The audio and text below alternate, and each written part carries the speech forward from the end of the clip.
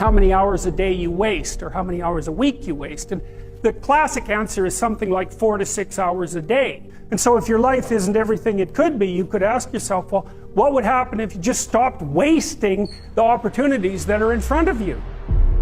You'd be who knows how much more efficient. 10 times more efficient. 20 times more efficient. That's the Pareto distribution.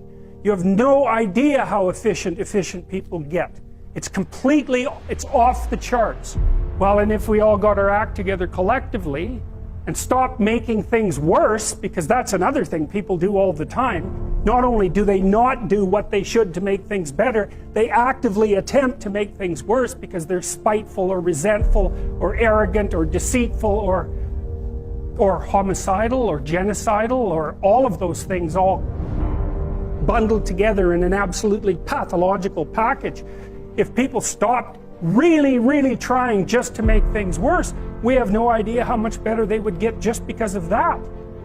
So there's this weird dynamic that's part of the existential system of ideas between human vulnerability, social judgment, both of which are major causes of suffering, and the failure of individuals to adopt the responsibility that they know they should adopt. You know, if you take people, and I've told you this, and you expose them voluntarily to things that they are avoiding and are afraid of, you know, that they know they need to overcome in order to meet their goals, their self-defined goals. If you can teach people to stand up in the face of the things they're afraid of, they get stronger. And you don't know what the upper limits to that are, because you might ask yourself, like, if for 10 years, if you didn't avoid doing what you knew you needed to do, by your own definitions, right, within the value structure that you've created, to the degree that you've done that, what would you be like? Well, you know, there are remarkable people who come into the world from time to time, and there are people who do find out over decades-long periods what they could be like if they were who they were, if they spoke their being forward. And they get stronger and stronger and stronger, and we don't know the limits to that. We do not know the limits to that. And so you could say, well, in part, perhaps the reason that you're suffering unbearably can be left at your feet, because you're not everything you could be, and you know it. And of course, that's a terrible thing to admit, and it's a terrible thing to consider, but there's real promise in it, right? Because it means that perhaps there's another way that you could look at the world, there's another way that you could act in the world, so what it would reflect back to you would be much better than what it reflects back to you now.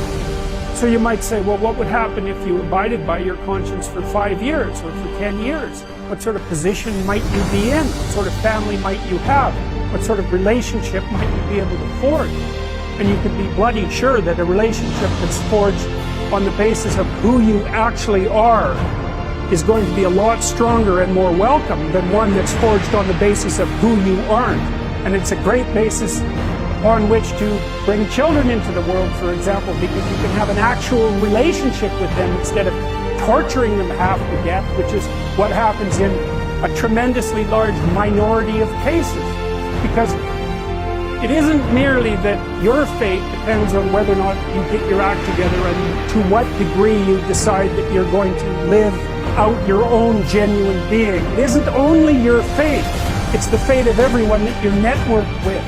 And so, you know, you think, well, there's 7 billion people in the world, and who are you? You're just one little dust mote among that 7 billion, and so it really doesn't matter what you do or don't do, but that's simply not the case. It's the wrong model, because you're at the center of a network. You're a node in a network. Of course, that's even more true now that we have social media. You'll know 1,000 people, at least over the course of your life. And they'll know 1,000 people each, and that puts you one person away from 1 million, and 2 persons away from 1 billion. And so that's how you're connected, and the things you do, they're like dropping a stone in a pond. The ripples move outward, and they affect things in ways that you can't fully comprehend, and it means that the things that you do and that you don't do are far more important than you think.